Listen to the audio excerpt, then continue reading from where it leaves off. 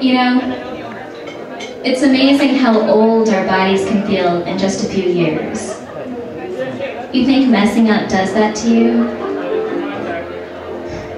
Yeah. Come on, I know you've heard. Everybody likes to talk about stuff like this.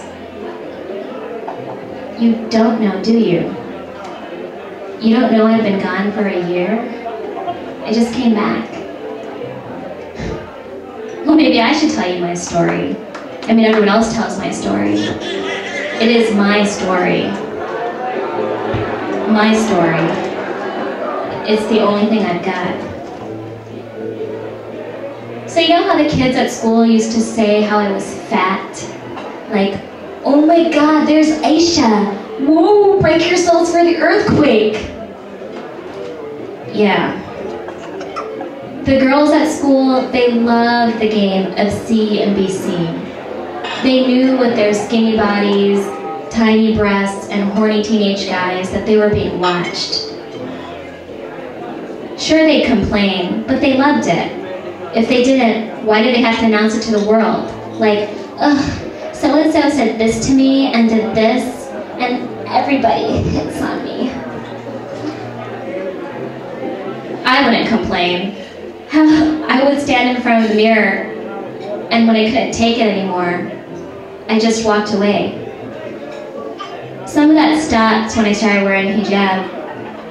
I guess it's because they stopped saying me, but still, they could tell. I could tell. New neighbors moved in when I was in high school. They had a son who was a little bit older than me, Amir. Really nice guy, regular, religious too. We used to talk in passing when I would come home from school, say salams, and he was very formal, and I would try not to meet his gaze. But when I did see his eyes, I noticed that look of revulsion, that look that said, oh my God, Aisha, you are so ugly, wasn't there in his eyes. It was a hard time for my family. My brother, he left a few years back. He decided high school wasn't for him. He said, everyone's corrupt here. I gotta find me some real Muslims. And he just up and left. Sometimes he'd call or come to visit, make sure his sisters were behaving properly. So whatever, I stopped caring what those so-called Muslims said about me. What do they know anyway? It wasn't long before Amir started calling me. It wasn't long before he started telling me how beautiful I was, how he knew how beautiful I was. I used to listen to every word he would say and hang on the phone for hours. Amir made everything easier. He liked me for my deen, you know. He wasn't interested in those pretty girls who were so fake. So now I had something to tell the girls. Yeah, I told them everything about Amir. And they would ask for details, memorize the details, and then ask for more details. So, what's he look like? Is he older? What does he want to do? Do your parents know about him? They didn't know about him yet. When Amir first touched me, I felt wanted. It was the first time that I believed that this body that God gave me was beautiful. And he wanted it. I could have never imagined that before. Every single girl that was hit on at school, every single girl that was praised by the aunties in the community were like 5 sizes smaller than me. You think I'm exaggerating? But he chose me and he wanted me. But sometimes I think something was going wrong. That something was going very wrong. But I didn't think it mattered. I thought we were going to get married someday. We were getting so close. Sister Chamila, this woman at the mosque, she was a really good woman. She used to say how much light there was on my face. She was so proud of me when I started wearing hijab and no one else did. One day, she came up to me and she said, "Are you feeling all right? The light on your face, it's not as strong anymore." How did she know? Did she know something? Where did the light go? Amir assured me I shouldn't be scared. Everybody knew I was a good girl. I went to the mosque, I prayed, I volunteered, and I just thought that we would get married one day. You know, we were getting so close. And then my period never came. I told Amir, maybe we should stop seeing each other. But he would beg me. He would call every night and he would say, "I love you so much, Aisha." And he would say, "Just you and me, Aisha." And I couldn't just leave him. He needed me.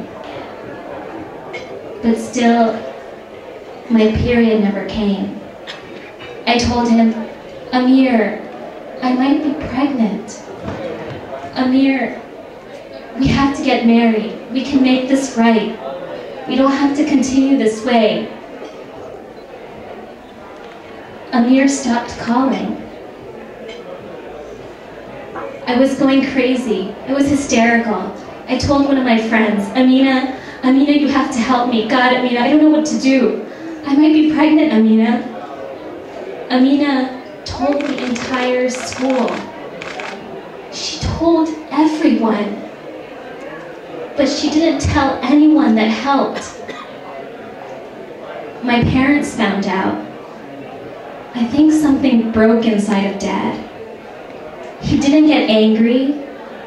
He didn't yell. He just never looked at me when he said, "I have to leave. I have to leave for a while." He left the country for several months. And Mom, she said, "Why did you go to all those people, Aisha? Why didn't you come to me? Why didn't you tell me?" I don't know. I don't know why I didn't tell her. I don't know why I didn't ask her for help. And still, she was the only one. She was the only one that stayed by me. Even after Amir pretended like he didn't know me, even after I ran away, hurt myself, miscarried and bled for days, even after all those fake people had all their fun talking about me and my family, even after I took off my cover-up of piety, even after my brother called from the land of real believers, "Don't let the corruption change you, Aisha. You have to change them." And you know what? If Amir ever comes back with his sorry ass and wants to get married, I'm gonna say, "I don't need you anymore. All you so-called religious guys, you're so full of shit." There are these moments I just want to scream.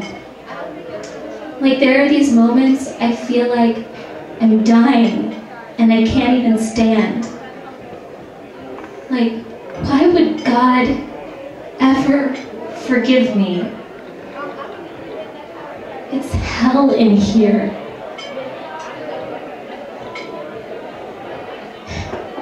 You know, it's amazing how old our bodies can feel in just a few years. You think messing up does that to you?